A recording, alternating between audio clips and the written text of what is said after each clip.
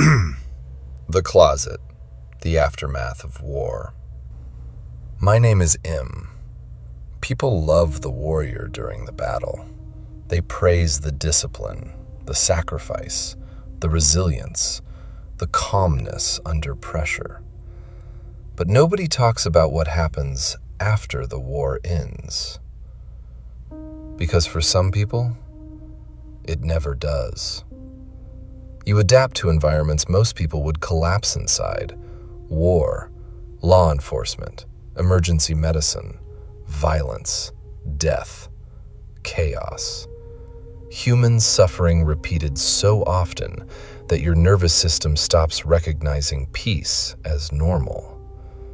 And eventually, your mind stops operating like everyone else's. Because survival changes you. People think trauma is always loud. Sometimes trauma looks like emotional numbness, hypervigilance, isolation, aggression, detachment, silence.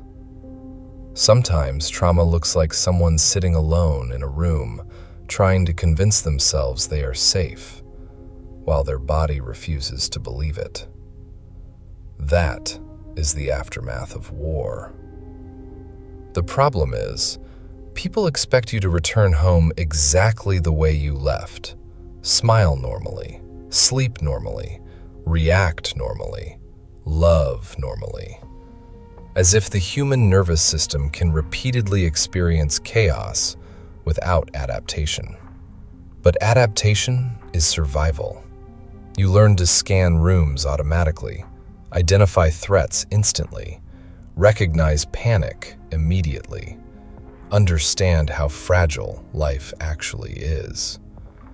And once your mind learns that, you cannot unlearn it.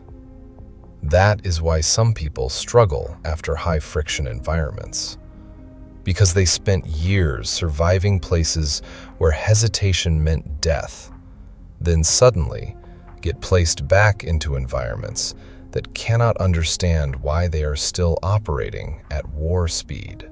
People mistake survival adaptation for emotional failure. But the mind was doing exactly what it was trained to do: protect, react, survive. The problem is, survival mode follows you home. Now peace feels dangerous. Stillness feels uncomfortable. Silence feels suspicious. Love feels unsafe. Normal life feels foreign because chaos became familiar. That is why some people sabotage relationships, explode emotionally, withdraw from people they love, become emotionally unavailable, overwork themselves, drink excessively, remain angry long after the environment changed, because internally, the war never ended. People see the reaction.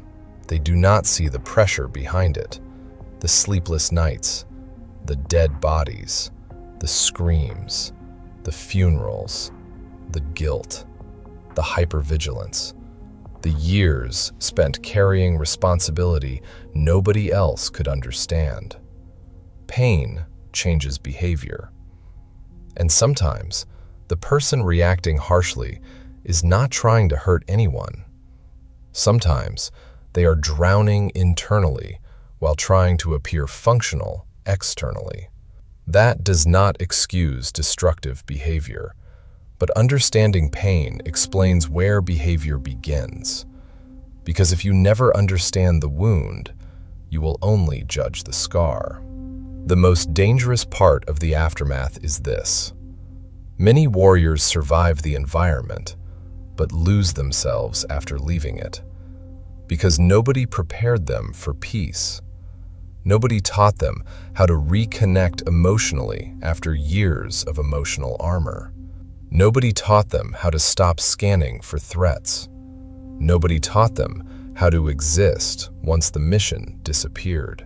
So they stay psychologically deployed, even at home. That is why healing becomes war too. Because now the battle is internal.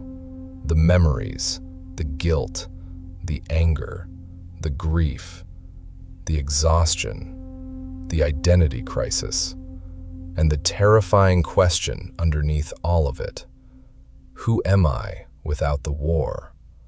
Because some environments become identity, and when the environment disappears, the person underneath no longer knows how to exist without it. That is why compassion matters. Not weakness, compassion. Because some people are carrying wars internally that nobody around them can see. The medic, the officer, the soldier, the firefighter, the trauma nurse, the investigator, the operator, the first responder. Some of them have seen enough pain for 10 lifetimes, and yet people still expect them to function like none of it happened.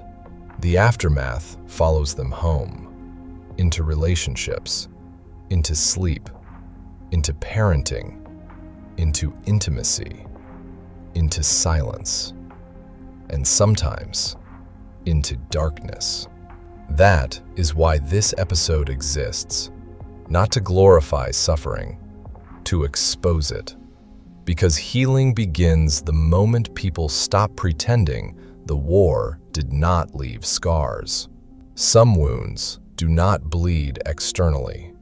They bleed through behavior, through rage, through isolation, through numbness, through self-destruction, through emotional withdrawal. The aftermath is real, and some people are fighting battles internally every single day, just trying to stay human after surviving environments designed to strip humanity away. So if you are listening to this, understand something carefully. Your adaptations kept you alive, but survival cannot become your permanent identity. Eventually, the mission becomes learning how to live again, not just survive. The war inside you does not end through suppression. It ends through confrontation, understanding, healing, connection, purpose. The strongest warriors are not the ones who avoid pain. They are the ones willing to face it honestly before it destroys everything around them. Open the door. Face the aftermath. Begin the reconstruction. Truth. Pressure. Transformation. My name is M, and this is The Closet.